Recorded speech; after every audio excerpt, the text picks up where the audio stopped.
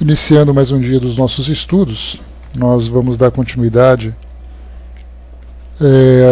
ao capítulo 9, Bem-aventurados os mansos e pacíficos, do nosso Evangelho segundo o Espiritismo, agora entrando nas instruções dos Espíritos, lembrando que essas instruções são cartas, mensagens recebidas pelos grupos espíritas daquela época em que Kardec elaborava essas obras, e então são separados em sessões próprias em que os espíritos fazem comentários pertinentes ao tema que Kardec desenvolvia, ou para nós, os temas que nós estamos então estudando em cada capítulo.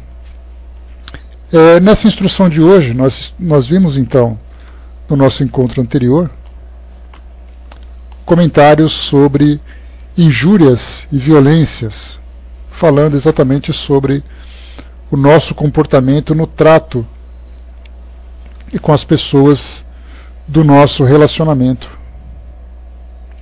Então, isso mostra no nosso comportamento, no nosso círculo íntimo e no nosso círculo social, profissional. Então, o nosso comportamento mostra exatamente o nosso nível de equilíbrio emocional, psicológico, em todas essas circunstâncias.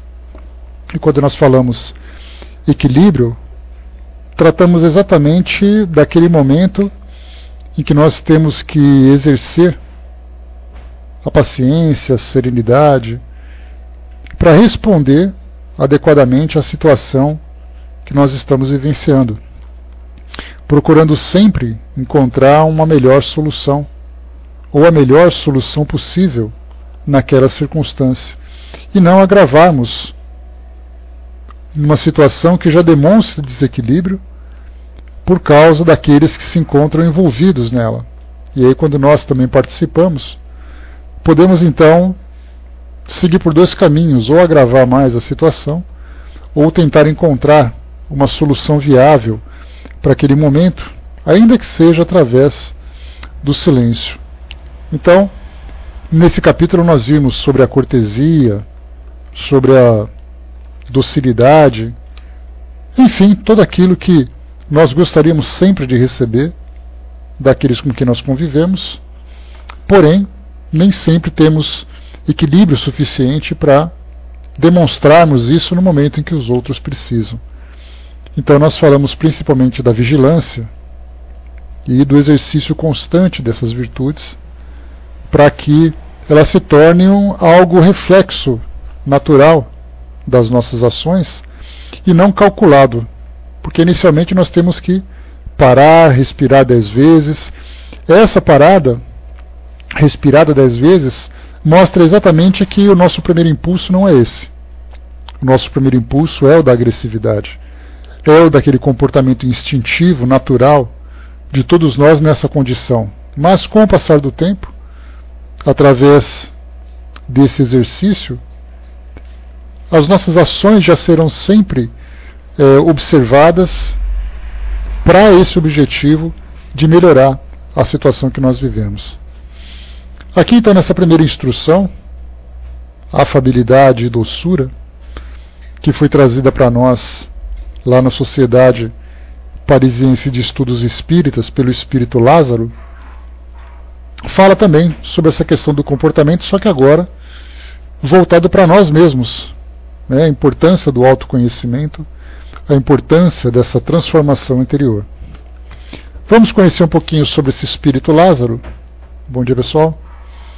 Que é um dos colaboradores da equipe espiritual do Espírito Verdade, que ajudou a elaborar todo esse corpo doutrinário que hoje nos beneficia tanto.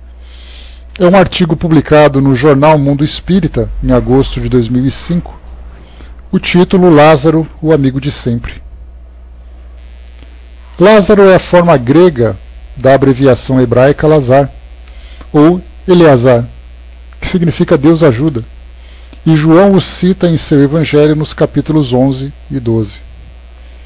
É apresentado como irmão de Marta e Maria, residentes todos em Betânia, distante cerca de 1 hora de Jerusalém.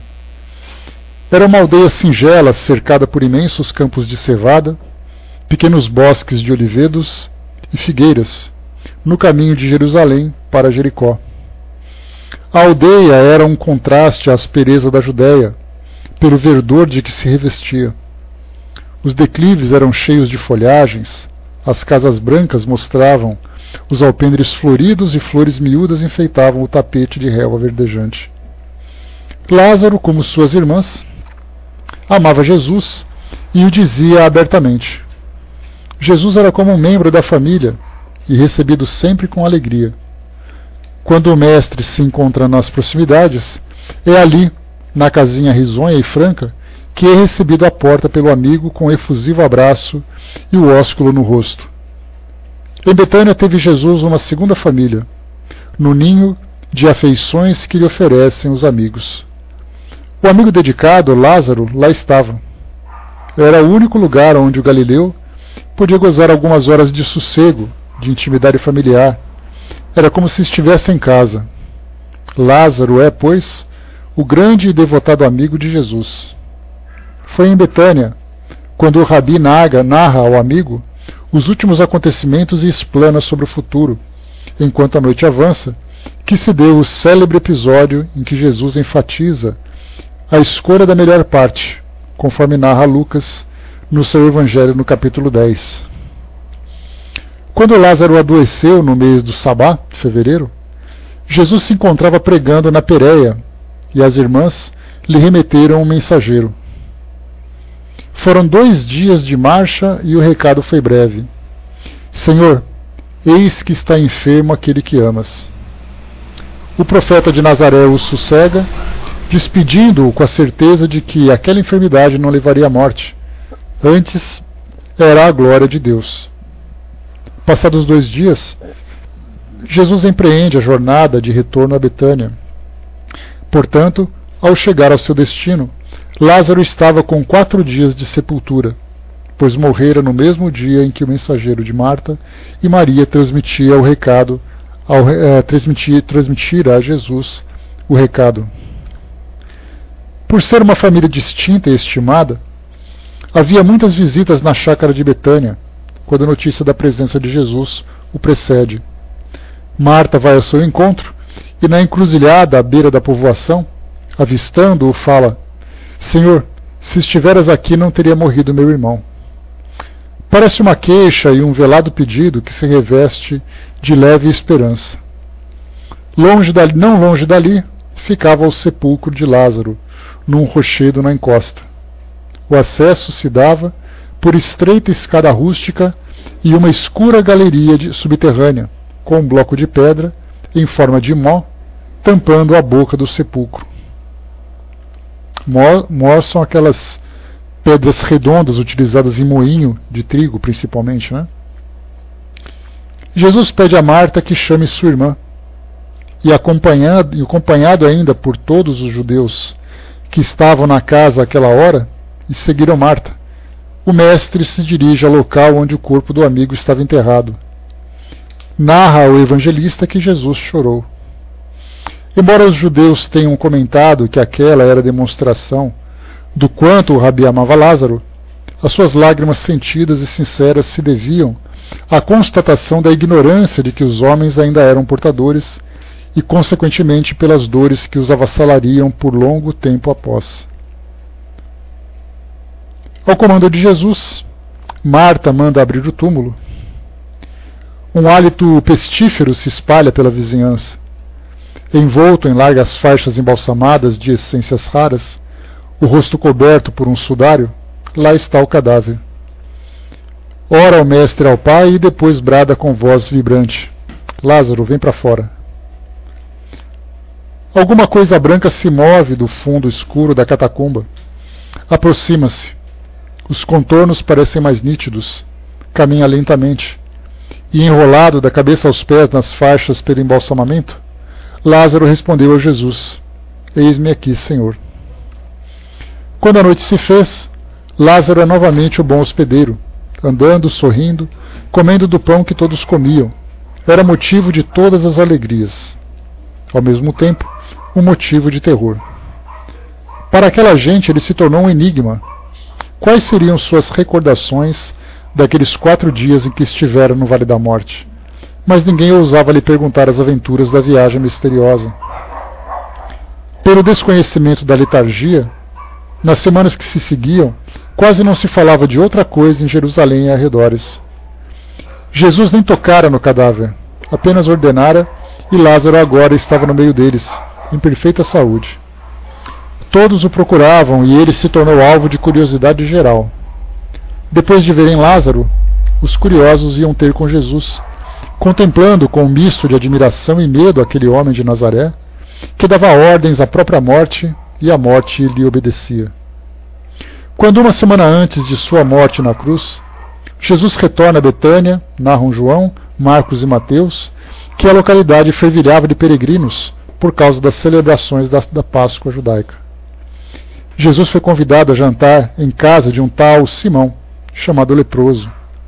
Talvez um daqueles que ele curara em algum momento da sua jornada de luz pela terra. Lázaro foi convidado naturalmente para tomar lugar à mesa do festim. Personagem tão distinto não poderia faltar. Entretanto, desde que o amigo celeste o trouxera de retorno à vida física, despertando-o do sono letárgico, Lázaro não é mais o mesmo. Tudo ao seu redor, a paisagem risonha, a casa confortável, a delícia da vida, tudo se tornou uma coisa sem importância. Lázaro entendera a mensagem de Jesus. Os homens o temem porque percebem que o sangue palpita nas suas veias, seu corpo é quente, seus olhos brilham e seus lábios sorriem. E retornou do outro lado, e dentro dele a vida canta, como esplende na paisagem colorida e na asa dos pássaros. Em Lázaro há uma imensa alegria, pois reconhece a verdade nas palavras de Jesus. Eu sou a ressurreição e a vida. Quem crê em mim viverá, ainda que tenha morrido. E quem em vida crê em mim não morrerá eternamente. Séculos depois, quando o Espírito Verdade prepara a vinda do Consolador, Lázaro integra a equipe. São de sua autoria as páginas A Afabilidade e a Doçura, Obediência e Resignação, A Lei de Amor, O Dever, que se encontram em O Evangelho segundo o Espiritismo, capítulo 9, capítulo 11 e capítulo 17, ditadas todas no período de 1861 a 1863 em Paris. Bem se revela Lázaro como aquele que muito amou Jesus, elegendo-o à condição de amigo e seguindo-o na qualidade de guia e modelo, quando afirma: o amor resume a doutrina de Jesus toda inteira, visto que esse é o sentimento por excelência. A lei do amor substituiu a personalidade pela fusão dos seres, extingue as misérias sociais. Quando Jesus pronunciou a palavra amor, os povos sobressaltaram-se e os mártires, ébrios de esperança, desceram ao circo. Bom, todo esse texto aqui, bibliografia, A Família de Betânia, de Divaldo Franco, Saber Escolher, Quem é o Cristo, do Espírito Camilo, por Raul Teixeira, O Viajante do País Desconhecido, A Vida de Jesus, de Plínio Salgado, além de outros livros que são dicionários que falam sobre a Bíblia. Então esse é o Espírito Lázaro que nós lemos agora. Bom dia, pessoal. Que então é o autor da nossa mensagem de hoje.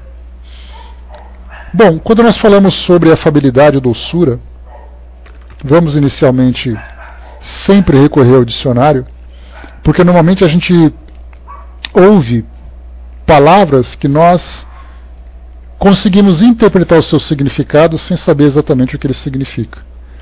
Então a afabilidade vem de afável. Afável é aquele que se mostra acolhedor, cortês ou polido, que possui a aparência, a atitude, o comportamento ou fisionomia bondosa, que é amável, que causa ou concede prazer, aprazível. Pessoa bondosa parece-me um sujeito afável, é a forma como expressa para nós aqui o dicionário. E também, para completar, a gente vai para a benevolência, uma outra palavra importante que nós devemos recorrer também ao dicionário para entender o seu significado. Porque quando nós falamos, por exemplo, a ideia do afável, a primeira imagem que vem, por exemplo, é o afago. De você ficar, por exemplo, acariciando um gato, acariciando a cabeça de uma criança, acariciando um cachorro. E nós vimos então que a afabilidade é a aparência dessa paciência, dessa doçura.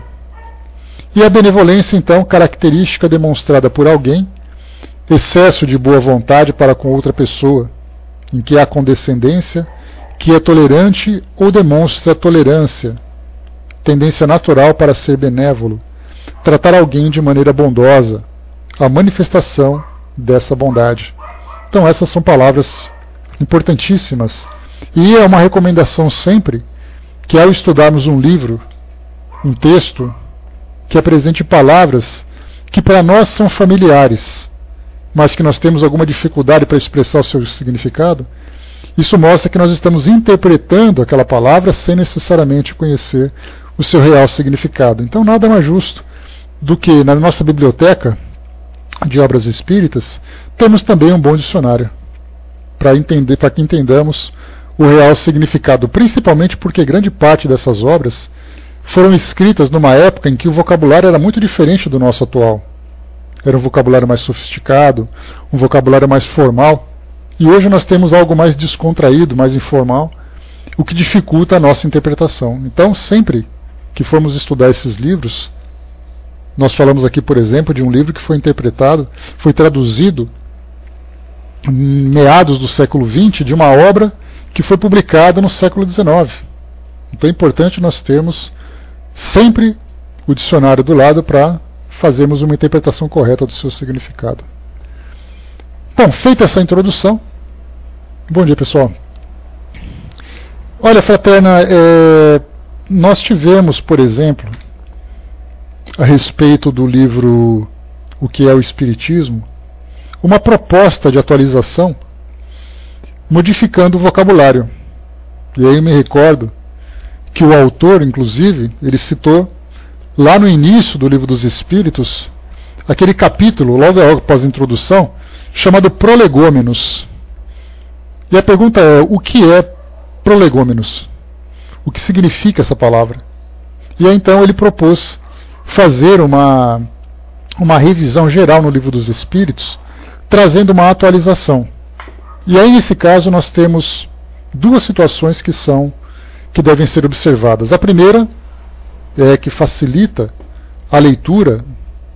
Por isso nós lembramos que o Livro dos Espíritos, por exemplo, é um livro de difícil estudo para aqueles que não têm uma boa formação acadêmica, não precisa ter nível superior, mas para aquele que não tem um nível de escolaridade razoável, pelo menos, tem uma grande dificuldade de entender aquela obra. Então isso facilitaria bastante a interpretação, o entendimento.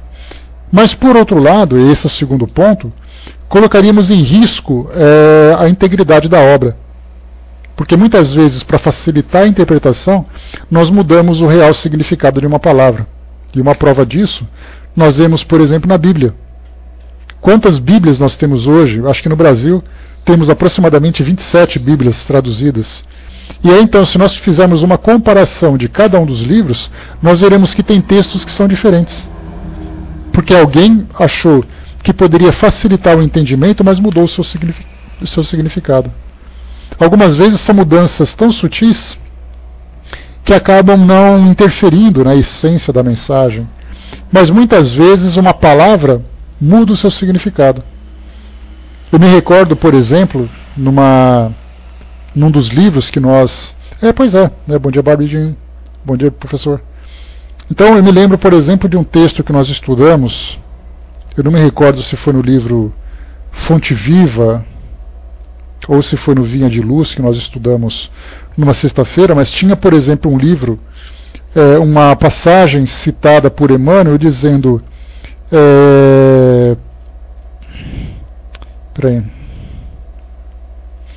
ainda que eu falasse a língua dos homens, sem caridade eu nada seria. E aí nós temos esse conhecimento de que Paulo de Tarso disse que sem amor eu nada seria. E aí mudamos a palavra amor por caridade. De um modo geral, o sentido não muda muito, porque caridade é expressa através do amor. ou o amor é expresso através da caridade, mas não é a mesma coisa. Então algumas vezes você pode mudar um significado, como por exemplo uma Bíblia, que certa vez pesquisando eu tive contato, que tinha uma passagem de Moisés, lá em Deuteronômio, que foi escrito há 3.200 anos, dizendo que o Espiritismo era uma coisa demoníaca. A palavra Espiritismo constava nessa Bíblia. Então nós vemos o médium, por exemplo, chamado de espírita, sendo que é necromante, então fazem uma mistura de acordo com a interpretação de cada um. O Armando lembrou aqui, né, na tradução já se perde e muda muito o sentido, exatamente porque, no caso, por exemplo, o agravante que nós temos nessas traduções das obras básicas, nós pegamos um vocabulário francês do século XIX, fazendo uma tradução para o século XXI. Quantas palavras foram criadas de lá para cá, e quantas interpretações diferentes nós temos. Basta lembrar, por exemplo, que Kardec falava muito, naquela expressão que a gente sempre comenta, no idiotismo e no cretinismo, que eram duas patologias da psiquiatria. Hoje, idiotismo, o cretino e o idiota são palavrões, são ofensas. Por isso, então, é importante a gente sempre tomar esse cuidado para fazer essas interpretações. Então, se tivéssemos, vamos dizer assim, uma comissão que fizesse um trabalho sério para tentar fazer com que essas obras tivessem uma versão atualizada, sem interferir no seu conteúdo, com muito cuidado, isso sem dúvida poderia beneficiar, só que nós corremos o risco de termos essas mudanças. Tanto que nós pegamos, por exemplo, naqueles que são os tradutores das obras espíritas, como por exemplo Guilherme Fernandes,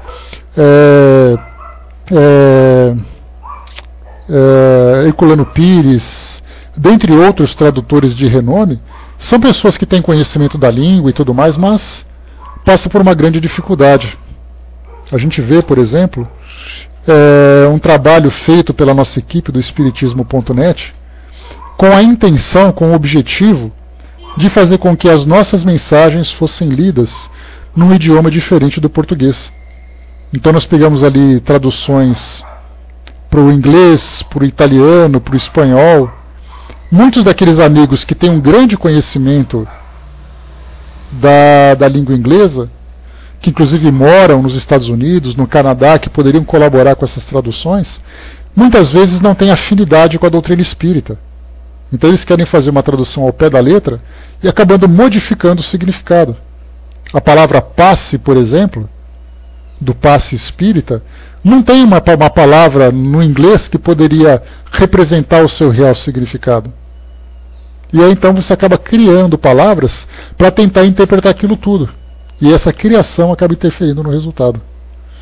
Então você tem que ter não só o conhecimento da língua, mas como uma grande afinidade, um grande entendimento do conteúdo doutrinário para fazer a interpretação correta.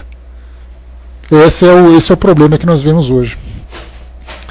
O Babudinho colocou, né, a mesma coisa que um médium passando a mensagem vinda de um espírito, ele faz a tradução para o vocabulário dele. Daí muitos espíritos acabam sendo desacreditados pela limitação do médium. Eu estive em contato com eles e vi a dificuldade, né, e daí não ajuda a ler os livros, né, tive que traduzir para eles. Pois é, e a sua tradução tenha também a qualidade do seu conhecimento da língua e a qualidade do conhecimento da doutrina. E aí a gente vê o resultado que sai. Então é um trabalho muito difícil. Sem dúvida seria muito valioso para nós as obras espíritas interpretadas com uma linguagem mais atual para facilitar o nosso entendimento. Mas aí então a gente coloca como um ponto importante o risco da mudança do real sentido daquela mensagem. Mas, por isso que eu falei então, a gente tem que ler com o dicionário do lado. Para quem já leu, por exemplo, obras de Manuel Filomeno de Miranda, é impossível você ler um livro sem que você tenha um vocabulário, um dicionário do lado. Ele usa muito, por exemplo, a palavra nosocômio. Nosocômio é uma palavra que você usava para falar sobre o hospital nas décadas de 1930, 1940. Joana de Ângeles, a mesma coisa. Mas Manuel Filomeno de Miranda, Joana, ela tem uma forma sofisticada de se expressar. O Manuel Filomeno de Miranda, ele se expressa com facilidade, mas usa palavras que nós não usamos mais. Então temos ali as duas situações. Mas enfim, dicionários sempre fazendo parte da nossa biblioteca, que é o que importa. Muito bem, vamos lá. Nós então estamos estudando afabilidade e doçura. Quando nós falamos sobre as nossas condutas, facilita, né, Mazilda? Mas ainda assim depende do dicionário, ainda tem essa, né? Por isso que nós temos vários dicionários diferentes, cada um com uma versão. Eles não são iguais. E isso também complica cada vez mais. Então, nesse texto que fala sobre afabilidade e doçura, nós temos 3 pontos importantes que nós devemos considerar. O primeiro ponto é aquilo que eu desejo ser. Então eu faço uma leitura, um estudo dos valores, das virtudes, e começo a idealizar o meu comportamento a partir daquelas referências. Então, que tipo de pessoa eu desejo ser? Que tipo de pessoa eu gostaria de ser? E aí então nós começamos a analisar a distância e os caminhos que nós devemos seguir para alcançar aquela condição. O segundo ponto é aquilo que eu aparento ser. Então nós utilizamos, como lembra sempre o Espírito Hamed, através da psicografia de Francisco do Espírito Santo Neto, ele fala sobre as máscaras sociais. Aquela máscara que nós utilizamos para aparentar um tipo de virtude. Esse é o segundo ponto. E o terceiro é aquilo que eu realmente sou. Sem máscaras, na intimidade do meu círculo social, onde eu falo o que eu quero, onde eu falo aquilo que eu penso, onde eu me conduzo da forma como eu gosto de me conduzir. Então tem aquilo que eu gostaria de ser, aquilo que eu aparento ser e aquilo que eu realmente sou. E quando nós falamos sobre o nosso caráter, a nossa conduta nessas relações, inevitavelmente nós falamos sobre intercâmbio de ideias, intercâmbio de sentimentos. Portanto, fazendo parte de uma convivência com outras pessoas. Porque o que eu sou ou eu deixo de ser vivendo isoladamente, isso não vai ter muita repercussão. O meu comportamento vai refletir de um modo mais intenso quando eu estiver então me relacionando com outras pessoas. E aí então eu vou ser aquela pessoa simpática, cativante, ou antipática, ou indiferente, cada um tendo um comportamento diferente. Então é nesse ponto, desse capítulo dos mansos e pacíficos, que Lázaro chama a nossa atenção. Vamos observar, porque isso é muito interessante, porque se encaixa bastante naquilo que nós vivemos no nosso dia a dia. Porque, como lembra Hamed mais uma vez, as máscaras sociais, elas têm um objetivo muito importante, essencial para o nosso estágio evolutivo. Ele lembra no seu livro O Modo de Viver, O Novo Modo de Entender, acho que é mais ou menos esse o título, ele fala que as máscaras sociais têm o objetivo de amortecer o impacto da realidade que nós vivemos. Porque se nós vivêssemos no mundo com absoluta sinceridade, você fala o que pensa para as pessoas falam o que pensam a seu respeito, nós viveríamos o caos. Ninguém suportaria ninguém. Porque nós falaríamos abertamente aquilo que nós estamos pensando. E isso seria extremamente prejudicial, porque nós simplesmente não conseguiríamos estar juntos uns dos outros. Cada um viveria isoladamente, e seria então o império da lei do mais forte. Então as máscaras sociais são importantes, são necessárias, mas elas devem ser usadas de um modo adequado. E ele lembra também nessa mesma mensagem que quando essas máscaras são incorporadas de um modo profundo, ele se torna patológico. Porque muitas vezes a gente tenta ser uma pessoa de um modo tão verdadeiro que a gente acredita de fato que é aquilo. sendo que intimamente nós somos pessoas diferentes, que acabam se manifestando nas situações mais extremas. Então as máscaras sociais são amortecedores, em que nós damos aquele sorriso, em que nós dizemos aquela palavra afável, no momento em que na verdade nós queríamos pular no pescoço de outra pessoa, ou falar um monte de desaforos para poder aliviar ali o nosso coração, né? Então as máscaras são necessárias. Então nesse relacionamento nós então vamos amortecendo a sinceridade, a verdade, até porque tem um detalhe importante que a gente lembra sempre, que a sinceridade ela é uma virtude, mas ela também pode ser um grande defeito. Porque a sinceridade não é uma virtude que deve ser utilizada isoladamente. Ela só tem valor se ela for utilizada combinada com outros valores. Então eu lembro sempre para vocês que a sinceridade é como se ela fosse representada pela transparência. Eu sou transparente e as pessoas veem em mim exatamente aquilo que eu sou. E aí, como eu sempre falo para vocês, transparência não é uma virtude. Se eu tiver a transparência numa caixa d'água com água limpa, eu sem dúvida vou ver toda aquela pureza dentro da caixa d'água. Mas se a transparência for numa caixa de esgoto, eu também vou ver tudo que tem dentro dela. Então quando uma pessoa diz assim, eu sou assim mesmo, eu falo aquilo que eu penso, se os seus valores forem inferiores, se ela for egoísta, se ela for crítica, intolerante, não há dúvida nenhuma que ela vai machucar muitas pessoas. Então a transparência, a sinceridade, ela deve estar ligada intimamente com a caridade. Do contrário, ela não vai ter valor nenhum, pelo contrário.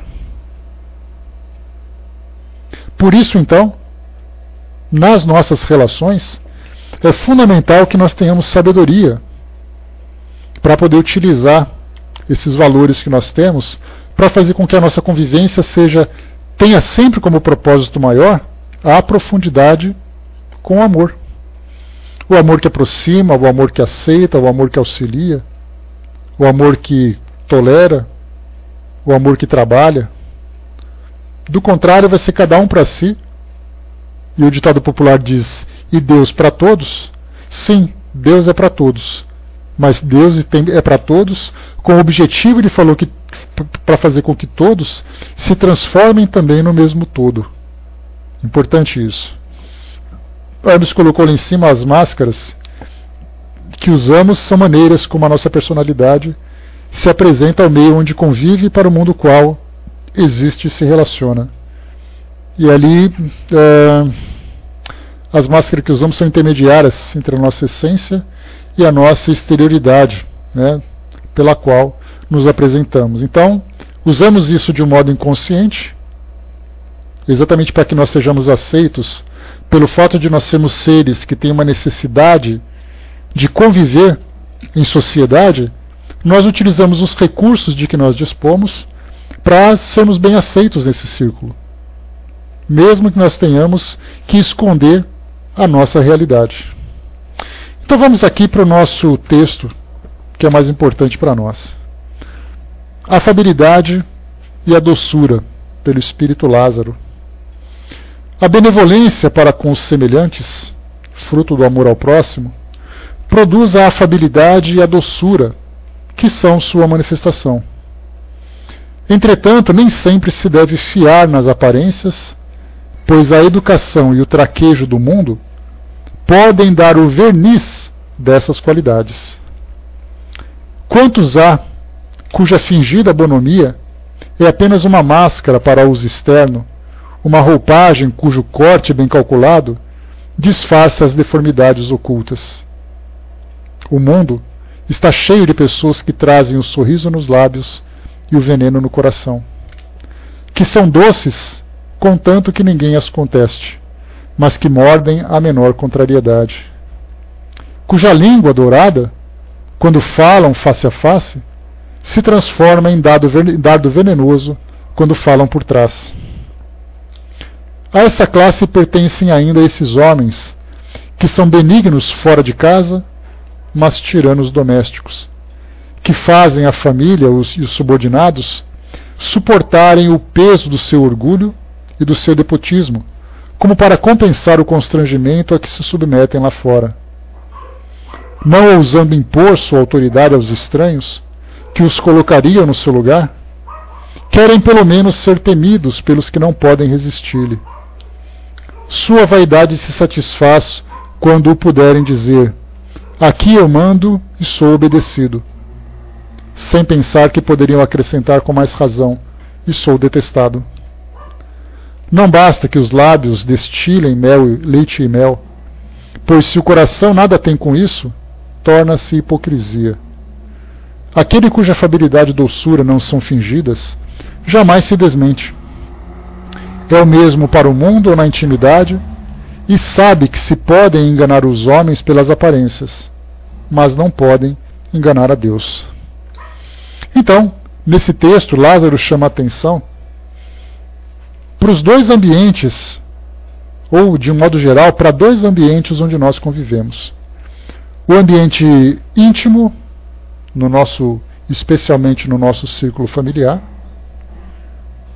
e o círculo externo, onde nós temos a necessidade de conquistar as pessoas para que nós nos sintamos aceitos, nos sintamos confortáveis dentro daquele círculo. Mas existe, nós sabemos disso, uma grande diferença entre aquilo que nós fazemos na nossa intimidade e aquilo que nós fazemos nesse círculo social, onde nós poderíamos facilmente sermos desprezados. E no nosso círculo social, pelas circunstâncias que acabam nos unindo uns aos outros, nós temos ali quase que obrigação, pelo menos durante um bom tempo, de aceitarmos uns aos outros, seja por uma dependência orgânica, seja por uma dependência emocional, seja por uma dependência financeira. Então somos ali quase que obrigados uns a conviver com os outros. Não podemos simplesmente: eu quero viver minha vida, vou pegar minhas coisas e vou sair pelo mundo para poder conquistar minha felicidade. Não é tão simples assim. E aqueles que assim o fazem, de acordo com a visão que nós temos da família, como os espíritos sempre nos esclarecem, todos eles falam sobre isso. Emmanuel, Joana de Ângeles, André Luiz, na época de Kardec também vários espíritos falavam, dentre tantos outros, lembram sempre que a nossa encarnação, dentro de um ambiente familiar, ele tem um propósito muito maior do que nós imaginamos, considerando isso como sendo um acidente. E acidente é fácil da gente lembrar quando nós colocamos, por exemplo, não sei o que eu vim fazer nessa família. Ou então assim, eu estou aqui por acidente. E nós então começamos a justificar a dificuldade de relacionamento que nós temos como sendo um acidente de percurso das leis da natureza, ou mesmo um próprio equívoco de Deus que nos coloca nessa condição. Então nós vemos que quando começamos a estudar esses valores e ampliando cada vez mais a nossa visão daquilo que os livros nos trazem, os ensinamentos das mais diversas tendências, a tendência para a psicologia, a tendência para a razão, a tendência para a filosofia, a tendência para a lógica, enfim, nós vamos então ter um conhecimento mais amplo. Então eu parto do princípio de que o nosso círculo familiar, que é exatamente aqui o foco do espírito Lázaro, ele é uma união de espíritos comprometidos entre si, como lembra Joana de Ângeles. Então a escola familiar junta sempre alunos que têm a necessidade de conviverem e aprenderem através desse relacionamento mais íntimo. Então quando nós pensamos, por exemplo, existe uma frase que diz assim para nós, um pensamento popular que diz assim que os amigos são a família que nós escolhemos. Porque é mais fácil nós escolhermos os amigos, eu quero esse amigo, mas eu não quero esse, então ele é meu melhor amigo, eu amo como se fosse um irmão. E dentro da nossa própria família nós simplesmente desprezamos o seu real valor. Porque se nós tivéssemos que ter aquele amigo como parte da nossa família, ele seria parte da nossa família. E se eu tenho a minha família como base fundamental da minha existência aqui no mundo, é porque ela é necessária para que eu esteja lá. Daí então mostra que esse trabalho moral que nós temos que realizar para o nosso crescimento espiritual começa fundamentalmente dentro de casa. Mesmo que eventualmente eu tenha que suportar todas as suas dificuldades, as dificuldades de temperamento, as dificuldades das lutas do cotidiano. Daí então, a partir desse entendimento de que a família é um ponto fundamental, e aí a gente pode colocar dessas tantas mensagens que os espíritos trazem, dizendo que a família é o local onde nós deveríamos estar, as experiências que nós vivemos são as experiências que nós precisamos, cada pessoa ao nosso lado está ali porque nós as atraímos para perto de nós. Então, a partir desse entendimento, nós começamos a analisar o nosso comportamento dentro desse núcleo, dentro dessa célula, como lembra Joana de Ângeles. E então nós começamos a fazer uma avaliação mais cuidadosa quando nós damos valor para aquilo que existe fora de nossa casa e não dentro de nossa casa. Fora de nossa casa, quando nós podemos fazer a seleção de quem vai nos satisfazer ou quem não vai, quem nós queremos próximos, quem não, isso demonstra com facilidade o nosso comportamento egoísta. Lembrando sempre que o egoísmo não é necessariamente um grande defeito de caráter. É uma tendência que nós temos de valorizar inicialmente os nossos próprios interesses para depois nos preocuparmos com os interesses alheios. A natureza nos fez assim.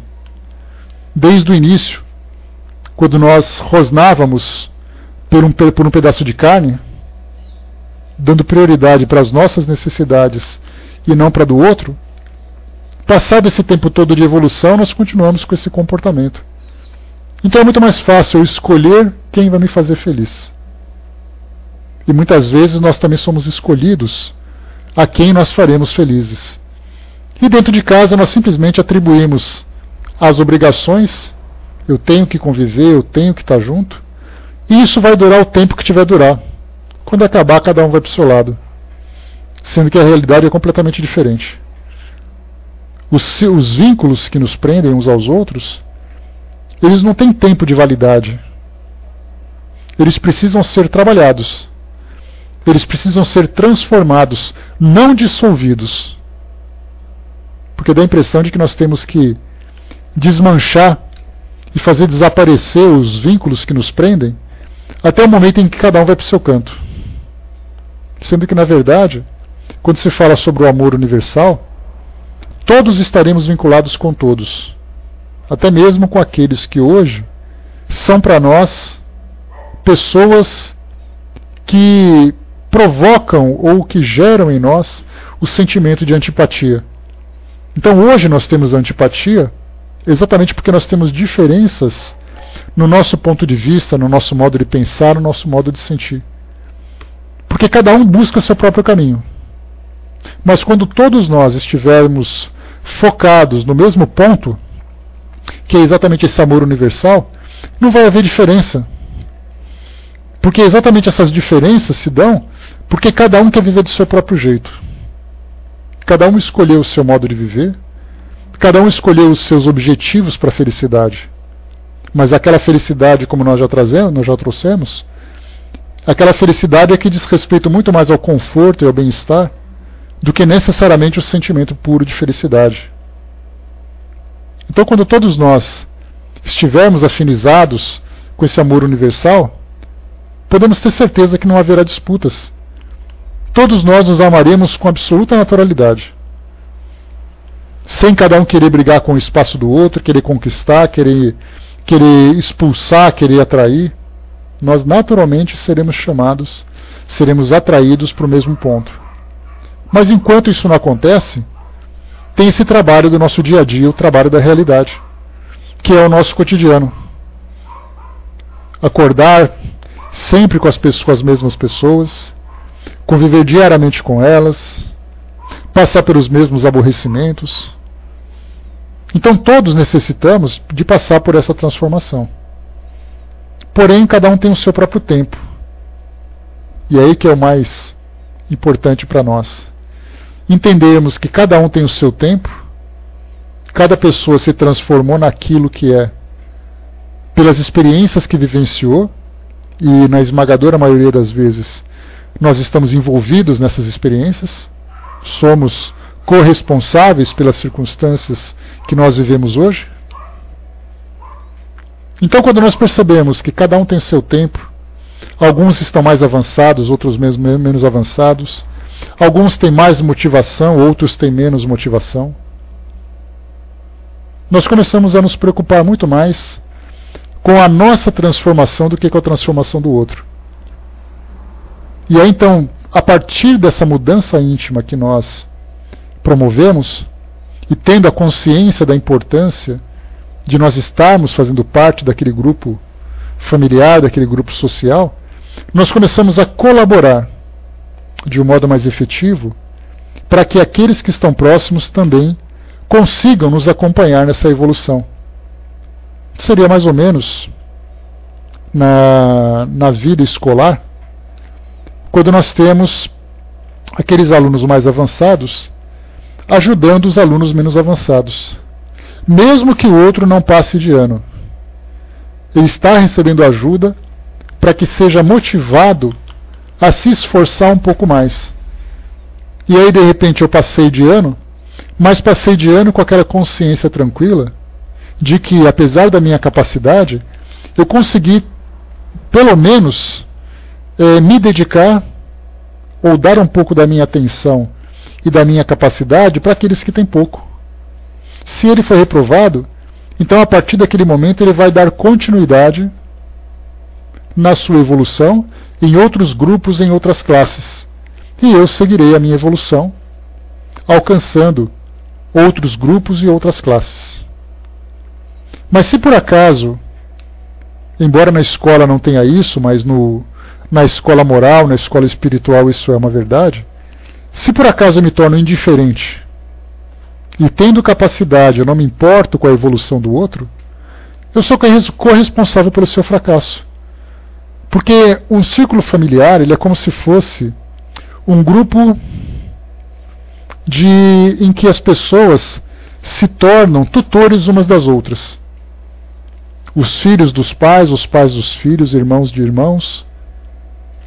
Nós estamos cuidando uns dos outros. Essa é uma visão que nós muito pouco nos preocupamos. Exatamente porque a nossa preocupação é exatamente eu quero ser feliz. Se o outro está desse jeito, o problema é dele. Na verdade, se o outro está desse jeito, o problema é nosso também. Então, a mudança de conduta que nós precisamos empreender para poder fazer com que nós tenhamos essa capacidade, sem dúvida, né? Cuidar não significa controlar. O tutor é aquele que orienta, é aquele que explica, é aquele que auxilia. Aquele que controla se torna um ditador. Então ele não está cuidando, ele está, na verdade, controlando, né? Então ele é exatamente aquele que nós vimos agora. Aqueles ditadores, aqueles tiranos do lar, que acreditam que exercer o poder é o seu objetivo. Na verdade, o seu objetivo não é esse. Porque, como foi colocado aqui pelo Espírito Lázaro, nessa passagem que é muito valiosa, ele diz assim: aqui eu mando e sou obedecido, sem pensar que poderiam acrescentar com mais razão, e também sou detestado. Então muitos daqueles que se comportam com esse autoritarismo dentro do lar, e isso pode ser o pai, pode ser a mãe, pode ser o filho, pode ser o avô, qualquer pessoa que esteja nesse comportamento dentro desse grupo, chega um momento em que ele acaba se isolando, e no momento em que cada um segue o seu próprio caminho, ele se encontra isolado. Mas esse é um problema que ele tem que resolver. Mas enquanto nós estamos nessa convivência, essa conduta dessa nossa autotransformação, mais uma vez aqui aproveitando essa parte final aqui do nosso estudo, diz assim: aquele cuja afabilidade e doçura não são fingidas, jamais se desmente. Esse jamais se desmente significa aquilo que eu falo para vocês sempre, né? Normalmente nós temos um comportamento dentro de casa, nós temos um comportamento dentro do centro espírita, da igreja, do templo. Temos um comportamento no círculo de amigos. Então nós vamos utilizando múltiplas personalidades para que cada situação ofereça para nós aquilo que para nós é agradável, para nós é satisfatório. Tem aquela velha história, né, já conhecida no meio espírita, em que nós tínhamos um palestrante de extremo talento e extrema habilidade. Aquelas palestras que enchiam, aquelas palestras que comoviam. E quando chegava em casa, então, ele mostrava a sua personalidade. E aí, certa vez, a esposa apareceu no centro espírita para falar com o presidente levando as malas. E o presidente disse: "O que você está fazendo com essas malas?" "Eu vim me mudar para cá." "Mas por que você se mudar para cá?" "Porque aqui meu marido é outro, então eu prefiro aquele que ele é aqui do que aquele que ele é em casa." Essas são uma das lendas urbanas que nós ouvimos dentro do movimento espírita.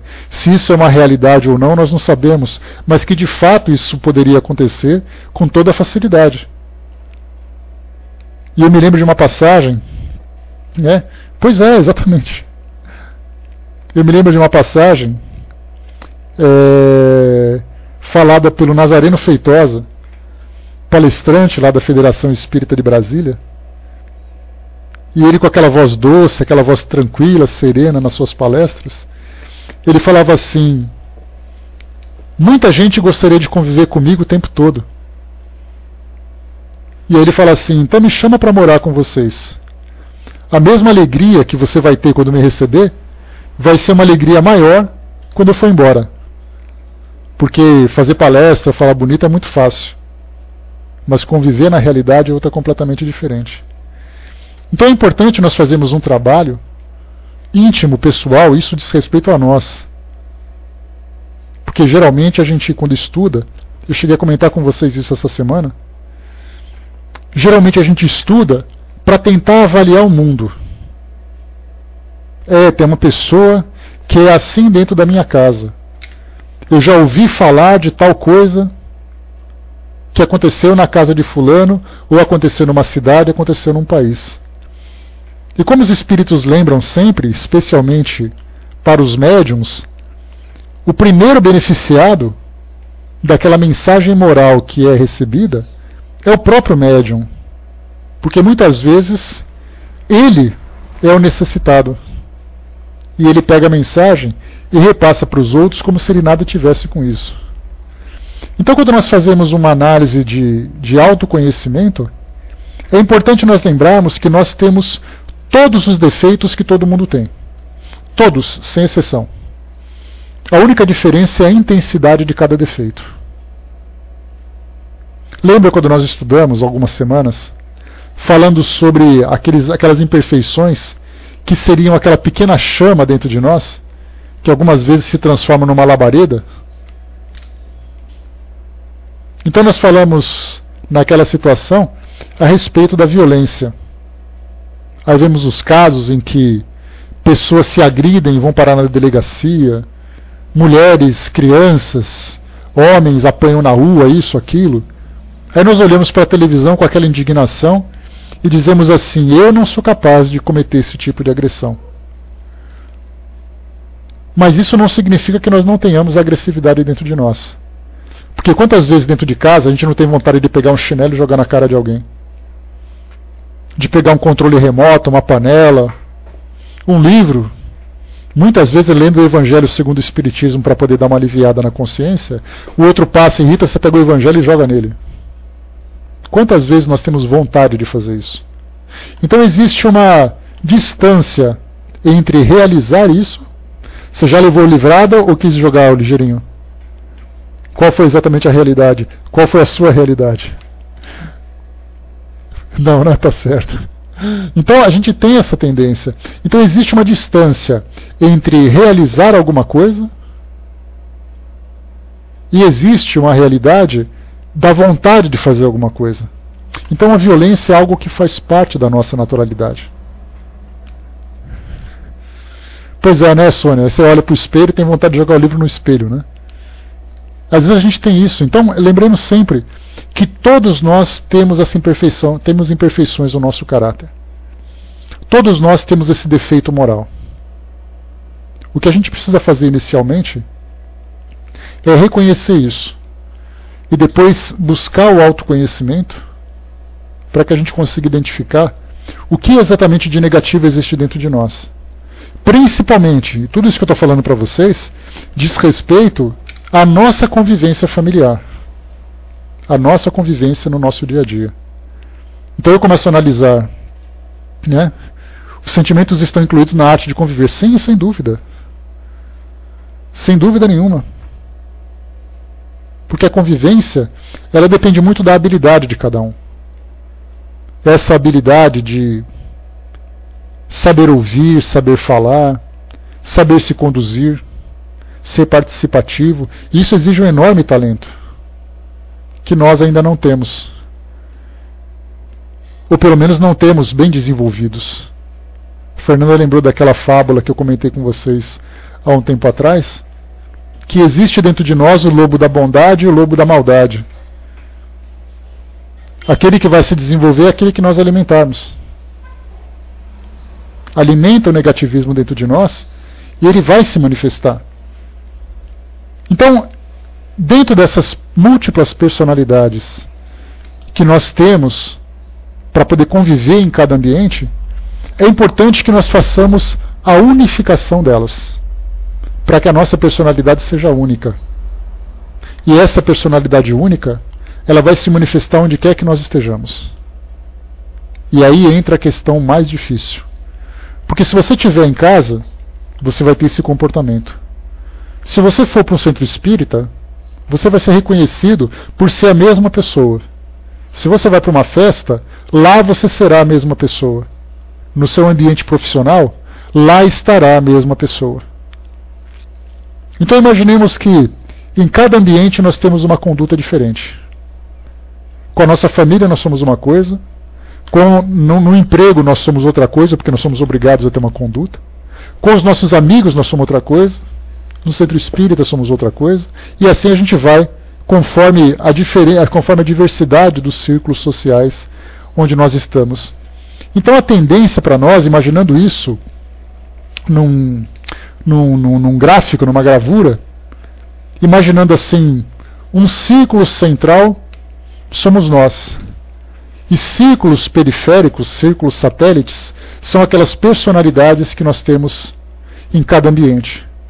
O trabalho moral que nós vamos realizar, conforme esse trabalho vai se desenvolvendo e vai evoluindo, vai fazendo com que esses círculos periféricos vão se aproximando cada vez mais do círculo central, até que todos se fundam na mesma personalidade. E a partir dali, tendo como referência todos esses estudos que nós realizamos para poder fortalecer os nossos valores, compreender o sentido das nossas existências, ter uma filosofia de vida para regrar as nossas ideias, as nossas ações, condutas, conforme eles forem se unificando, vai chegar um momento em que nós seremos aquelas pessoas puras e simples, sem a necessidade de máscaras, com esses valores bem desenvolvidos e compreendendo exatamente aquilo que acontece no mundo à nossa volta. Enquanto nós estivermos distantes dessa realidade, nós continuaremos sendo exatamente aquilo que os outros são.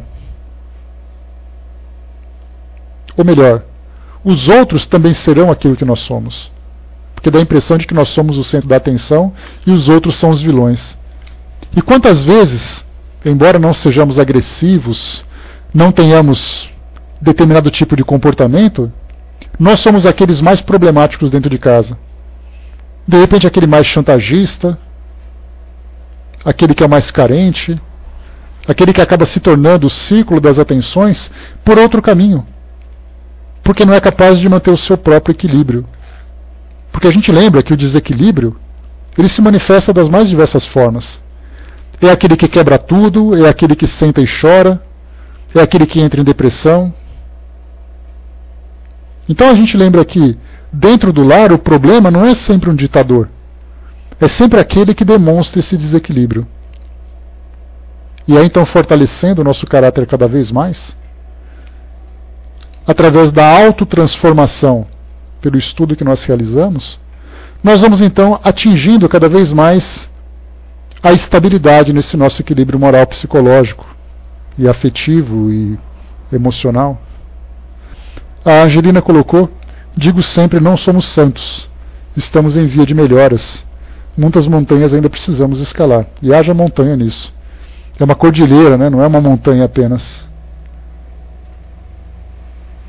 E algumas vezes nós utilizamos aquele discurso: mas você está pensando o quê? Eu não sou Madre Teresa de Calcutá, não. Com certeza não é. E está muito distante dessa realidade. Mas se fizer um pequeno esforço, já vai estar um passo mais próximo desse estado moral e emocional. Hermes colocou: tem cônjuges que entre si são nervosos, entretanto na presença de outras pessoas são sorridentes. Já vi isso? Não, a gente já viu isso o tempo todo. Nós somos assim muitas vezes no trato. Muitas vezes não é aquela violência, mas é uma rispidez. É aquele comentário que machuca, que magoa. E lá fora todos sorrisos. Porque se por acaso fora de casa você fala alguma coisa que magoa uma pessoa, ela olha para você, te manda catar coquinho e vira as costas. Mas dentro de casa a gente não tem esse problema. Então imaginemos sempre essa unificação das diversas personalidades que nós adotamos, para fazer com que todas as máscaras se transformem numa única máscara e que no final essa máscara seja absolutamente absorvida por nós. Porque aí então ela se transforma nessa realidade. Nunca ouviu falar isso, Fernanda? Você está bastante tempo fora daqui então, de verdade. Porque eu já catei e já mandei catar muito coquinho, rolando na ladeira ainda por cima. Sai correndo atrás que a coisa é difícil.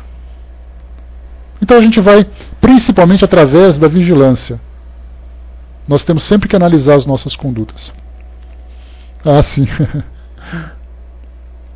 Então, quando nós pegamos, por exemplo, a mensagem do Espírito Santo Agostinho, lá no Livro dos Espíritos, na questão... Plantar batata também rende bastante, né, Cindyzinha? Ninguém passa fome, então, nesse lugar, né? Então, quando nós pegamos a mensagem de Santo Agostinho, lá na questão 919, ele diz assim: todos os dias, quando eu deito, eu ponho a cabeça no travesseiro e faço uma revista do meu dia, para saber o que eu fiz de bom, o que eu fiz de ruim, o que eu fiz de certo, o que eu fiz de errado. E a partir dessa avaliação que eu faço diariamente, no dia seguinte eu procuro sempre melhorar, para evitar que isso volte a acontecer. E isso foi motivado por aquela pergunta de Kardec que falava qual é a melhor forma do indivíduo se transformar. E aí os espíritos disseram, ele mesmo disse, que o autoconhecimento é fundamental. E esse autoconhecimento depende do quê? Dessa revista interior que nós fazemos. Muitas vezes, para a gente poder finalizar aqui o nosso raciocínio, quando nós não temos esse nosso senso moral bem desenvolvido, nós machucamos as pessoas sem sequer percebermos disso. Aí nós falamos assim: eu falei mesmo, tô nem aí. A nossa consciência nem sente o impacto disso. A nossa consciência nem dói. O que é algo ruim. Porque significa que os nossos valores ainda estão adormecidos e nós machucamos as pessoas sem percebermos que fizemos isso. Agora, quando nós fazemos e a nossa consciência fica naquela batida, eu não devia ter feito isso, ou eu devia ter feito diferente, já é um começo, porque está começando a despertar esse nosso senso moral, aquele nosso alarme, que chama a atenção quando nós demos aquela pisada na bola. E aí vem um segundo passo, difícil, que é exatamente o pedido de desculpas, o pedido de perdão. Muitas vezes pedir desculpa para nós é uma dor insuportável. O nosso orgulho parece que está se rasgando por dentro, de termos que nos rebaixar para reconhecer o erro que nós tivemos. E isso dói ainda, esse nosso orgulho se torna sentido exatamente porque esse nosso espírito de humildade se encontra ainda adormecido. Mas a gente lembra sempre que o pedido de desculpas se torna cada vez menos doloroso quanto mais conscientes nós estamos. Porque a consciência faz com que a gente cometa menos erros. Portanto, temos menos motivos para nos desculparmos. E isso significa que quando nós erramos, o pedido de desculpas fica mais fácil, fica mais simples. Mas só o fato, mesmo que nós tenhamos dificuldade de pedir desculpas, o fato de nós termos a consciência de que nós erramos é o primeiro e mais significativo passo, porque mostra que nós acordamos. O que vem depois vai depender do nosso crescimento. Mas aquele primeiro ponto, de você dizer assim, eu errei. É como se naquele dia com um céu tempestuoso, se abrisse aquele buraco no meio das nuvens e descesse um foco de sol em cima de nós. Dizendo assim, finalmente você acordou. Isso significa que quando nós reconhecemos o erro, nós trabalhamos para errar menos, como eu disse para vocês. Mas se eu não percebo o erro, a minha conduta continua sendo a mais absoluta e natural. Como se isso não machucasse ninguém. Aí a gente vai dizer assim, mas as pessoas me machucam. Isso é um problema delas. Porque são elas que estão cometendo o erro. Eu vou ter que digerir isso, porque se eu revidar, eu me torno tão desequilibrado quanto ela. E aí então é exatamente o sacrifício que os mártires da humanidade fazem. Por que é um sacrifício? Porque ele sofre silenciosamente. E aí então a gente vai dizer assim, mas eu não sou bobo para ficar passando por isso não, bateu, levou. Tá. Se essa é a sua forma de viver, a sua opção de vida, não tem nenhum problema, continua vivendo dela. Mas para nós, que estudamos todos esses valores, perguntem, por exemplo, no círculo familiar de vocês, no círculo social, onde quer que vocês estejam, claro, perguntem uma figura de linguagem. Quantas pessoas se dão ao trabalho para ouvir, por exemplo, um bate-papo como esse? De falar sobre bondade, sobre paciência. Quantas pessoas se dão ao trabalho de fazer isso? São poucas. Por que poucas? Porque muitas pessoas não estão interessadas nessa questão de evolução espiritual, nessa questão de ser uma pessoa diferente, ser uma pessoa melhor. As pessoas estão querendo viver o dia a dia delas, porque é o único jeito que elas têm para viver. É o único jeito que elas compreendem, que elas acham que é o modo certo de serem felizes. Então, se nós estamos aqui, entre aspas, perdendo o nosso tempo, falando sobre tudo isso, significa que tem algum objetivo, nós temos alguma coisa para alcançar. Daí então o sacrifício maior é nosso, não dos outros. Dudu colocou ali em cima, será que nos seres humanos estamos sempre vestindo essas máscaras? Será que minha fisionomia lúdica e espiritual não estaria querendo se mostrar, mas ela estaria sempre adormecida naquele pretérito que sempre trazemos em nossos sonhos? Eu sei que você tem razão falando das nossas máscaras, mas eu tento, todo dia tirá-la, e vem a culpa depois, e eu penso em tudo que já fiz errado nessa vida, procurando arrancá-las e melhorar nessa vida. É um trabalho longo, Dudu, não é uma coisa que sai de uma hora para outra, não. Quando eu falo em pessoa boa, coloquemos como referência a bondade realmente como nós vemos no mundo. Aquele espírito, aquela pessoa que se mostra como uma pessoa absolutamente generosa, boa, ela levou muito tempo para chegar naquele ponto. Ela também machucou muitas pessoas, ela também foi machucada muitas vezes. Então a gente vai reduzindo gradativamente a intensidade dos nossos erros até chegar nessa questão, naquele momento em que nós passaremos de um estágio para outro.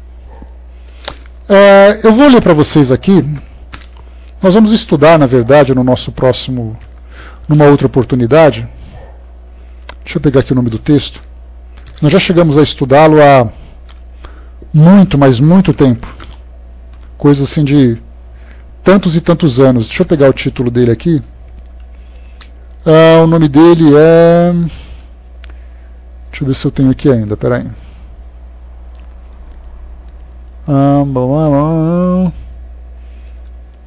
Tá aqui no meio das minhas bagunças. E acreditem, são muitas bagunças. Eu vou pegar depois aqui o texto, para a gente poder fazer um estudo. Quando se fala, muitos de vocês nem estavam aqui na sala quando eu fiz esse estudo, então vale a pena fazer de novo. É um estudo que fala sobre os diversos estágios. É um texto espiritualista que fala sobre os diversos estágios evolutivos de cada pessoa. Provavelmente estava, Barbudinho. Então eu faço de novo. Tá bom, Andréa. Então eu faço de novo para a gente poder analisar exatamente os estágios em que nós nos encontramos de acordo com as nossas reações. Porque muitas vezes nós estudamos as ações. Eu não faço isso, eu não faço aquilo, eu não penso isso. Mas o mais importante de tudo é nós analisarmos as nossas reações. Quando alguém provoca, de que forma que nós reagimos? É ali que se encontra o nosso verdadeiro eu. Não aquilo que nós fazemos, mas é a forma como nós respondemos. Alguém xingou você. Qual é a sua resposta? Se você xingar de volta, você está do mesmo jeito. Se você avançar e pegar no pescoço, você está no estágio inferior. Se você consegue respirar e se acalmar, você já está um passo à frente. Então analisemos sempre as nossas reações. Você está assistindo um programa na televisão e aparece ali um programa horrível. Qual é o seu comportamento? Você naturalmente muda de canal ou você fica esbravejando, criticando? Tudo é assim. As nossas reações mostram essa realidade. Mas muito bem, pessoal, a gente então vai, eu prometo para vocês então que eu vou preparar esse material para a gente estudar, porque ele é muito interessante. Ele traz para nós assim uma reflexão profunda sobre os vários níveis evolutivos em que nós nos encontramos, desde os mais primitivos até os mais evoluídos. E isso para nós vai ser uma grande referência. Fechamos por aqui então o nosso primeiro item das instruções dos espíritos, a afabilidade e a doçura.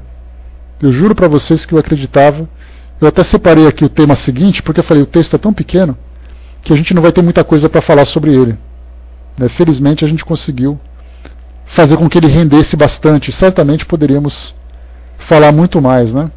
Então o próximo estudo que a gente vai desenvolver trata da paciência. Uma mensagem de um espírito amigo.